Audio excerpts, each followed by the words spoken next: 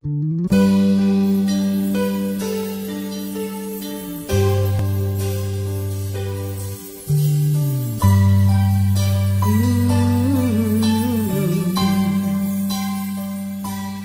mesa o pão,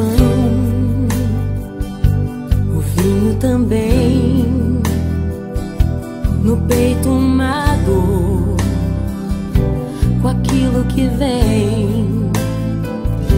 De um lado um sorriso, do outro traição. Ele abençoa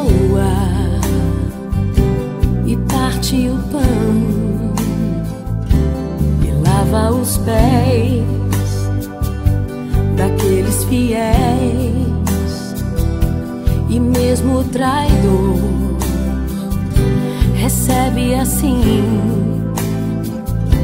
deu vinho e o pão, ao invés de rancor, lavou nossos pés e enxugou com a dor.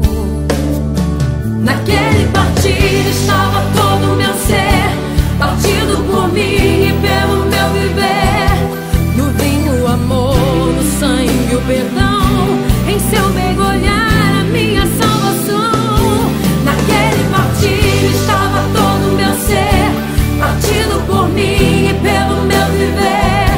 No vinho o amor, no sangue o perdão, em seu mergulhar a minha salvação.